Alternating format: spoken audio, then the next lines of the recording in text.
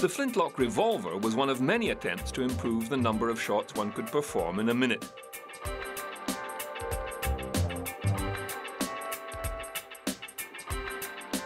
One idea was to supply multiple barrels.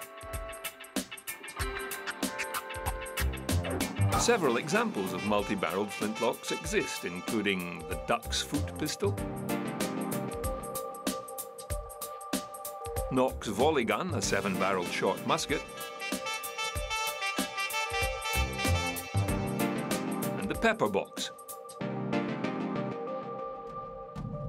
In 1818, one Captain Artemus Wheeler of Concord, Massachusetts, took out a patent of a 7-shot pistol. It was actually a carbine or musket with a hand-turned cylinder and fired with a flintlock. Wheeler's assistant, Elisha Collier, moved to England and took out his own patent for a repeating firearm. This one had the advantage of a spring to rotate the chambers and another spring to move the chamber forward to lock in place against the barrel, so sealing in the hot gases.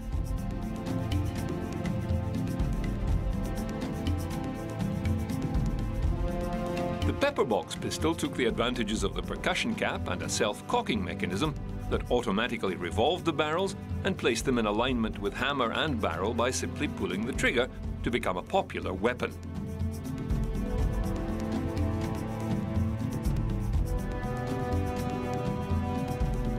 At the Great Exposition of 1851 in London, one Samuel Colt showed off his wares. First patented in 1835 in America, his mechanical revolver used a similar mechanism to the pepper box to rotate and align the cylinders.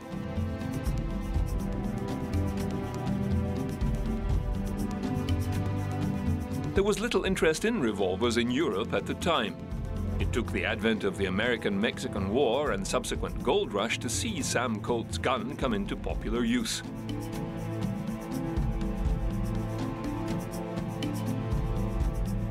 His first model was an open frame type. The hammer mechanism was housed in the butt of the frame along with the cylinders and rotating ratchet mechanism. The barrel attached with a key or wedge. To load the cylinders required disassembling the revolver. A later version, the Navy revolver, had a levered rammer placed under the barrel. So loading of shot and powder did not require complete disassembly.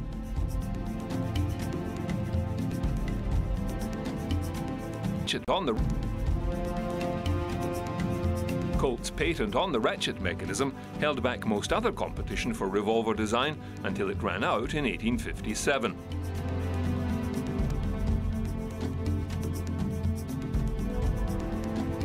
Colt's only real competition was English gunsmith Robert Adams with his closed frame revolver and the auto-cocking mechanism. By pulling the trigger, the hammer would rise and fire in one motion.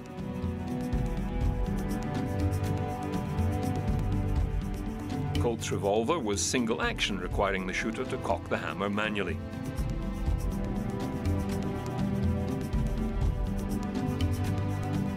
Both types had their advantages. Both Colt and Adams competed for military contracts, and Colt usually won out due to the increased accuracy of a single action revolver. However, when a Lieutenant Beaumont made a modification to the Adams revolver, allowing for both single and double action, it quickly replaced the Colt in service with the British military.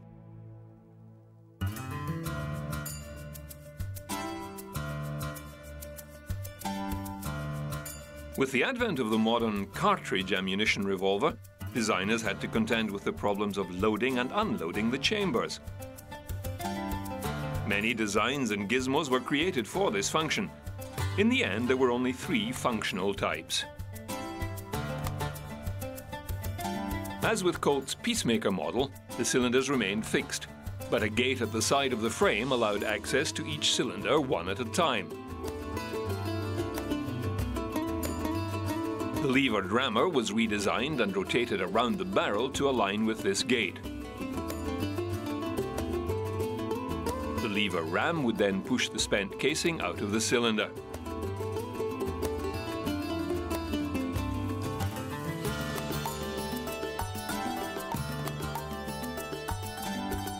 The second mechanism, the hinged frame, where the frame opened, the barrel and cylinder kept together to expose the rear face of the cylinders for loading. An ejector pin would press upon a plate in the rear of the chambers, catching the lip of the cartridge and so ejecting all chambers at once.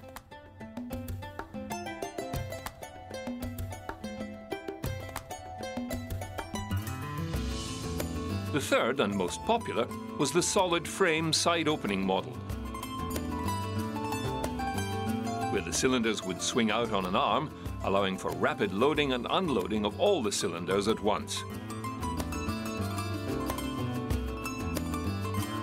With few exceptions, like the Webley-Fosbury automatic revolver, the design of revolvers was settled by 1890, and any future development would simply be tinkering around the edges.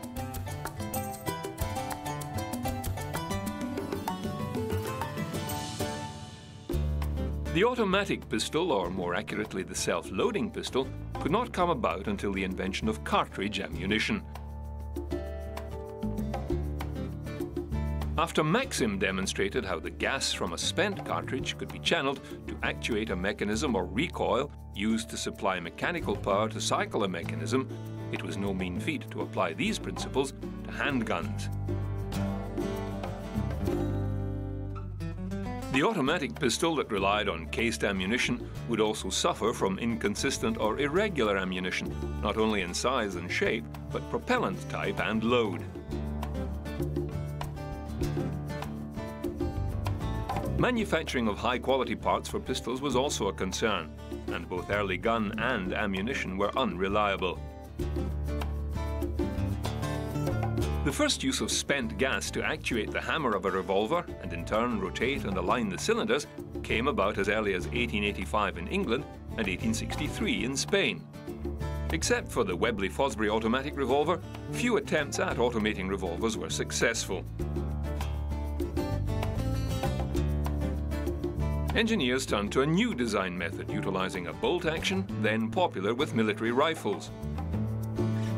Early self-loading models included the Mauser and Rieger repeaters.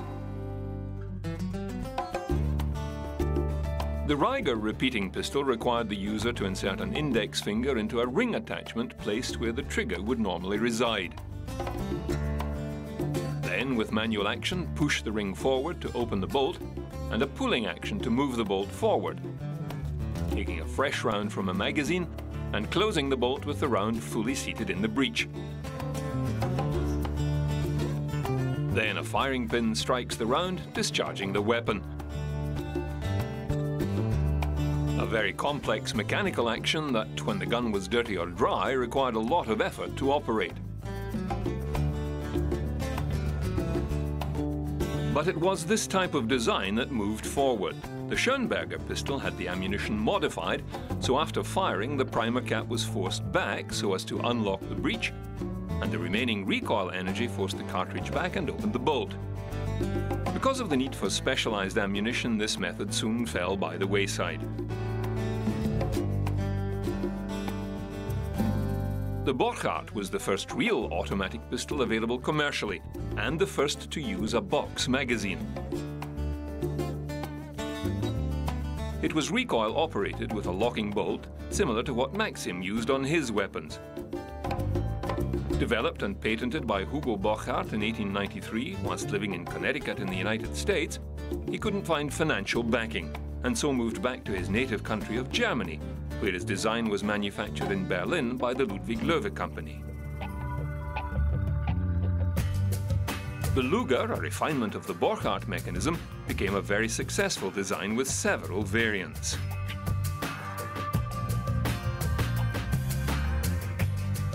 The most common model was the 08 version with the standard short 10 cm barrel, the naval model 14 cm barrel,